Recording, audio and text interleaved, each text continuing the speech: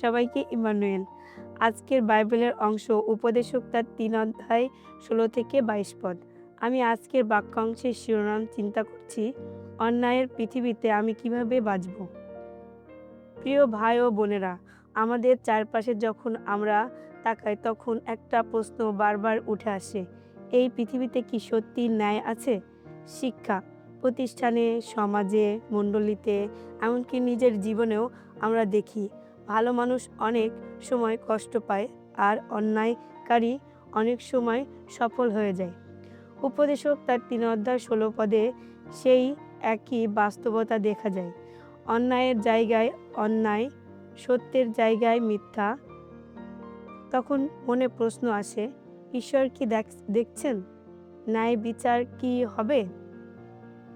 ঈশ্বর সব কিছু বিচার করবেন। আমরা দেখি ১৭ পদে আমাদের আশার কথা বলেন। ঈশ্বর একদিন তার নির্ধারিত সময়ে সব কাজের বিচার করবেন। আজ হয়তো মনে হচ্ছে অন্যায়কারী জয়ী হচ্ছে, কিন্তু সেটা শেষ কথা নয়।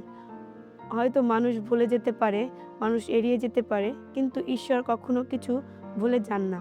তাই সময় আসবে যেখানে প্রতিটি কাজ, প্রতিটা উদ্দেশ্য এবং প্রতিটা হৃদয় প্রকাশিত হবে। বিশ্বাসী হিসেবে তা আমরা হতাশ নই। প্রভুর উপরে নির্ভরতার অপেক্ষা থাকে। আমরা সীমিত, তাই ঈশ্বরের উপরে নির্ভর করতে শিখি।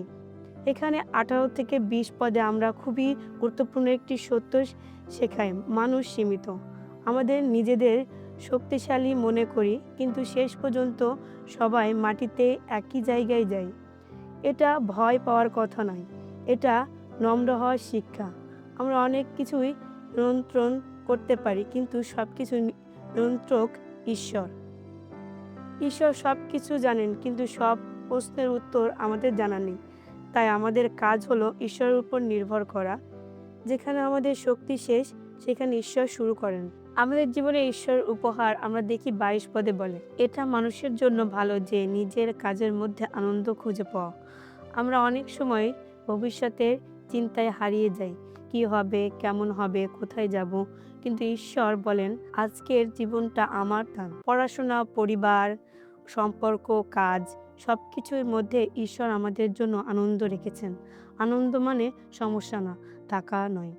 আনন্দ মানে ঈশ্বরকে নিয়ে জীবনের অর্থ খুঁজে পাওয়া। প্রিয় বন্ধুরা, এই পৃথিবীতে অন্যায় থাকতে পারে, প্রশ্ন থাকতে পারে, কিন্তু একটি সত্য অটল, ঈশ্বর ন্যায় পরায়ণ, ঈশ্বর বিশ্বস্ত। তাই আজ আমরা হতাশ না হয়ে বিশ্বাস করব, গর্ব না করে নম্র হব, চিন্তা না হয়ে ঈশ্বরের উপরে ভরসা করব, আর আজকের জীবনে তা দান হিসেবে গ্রহণ করব।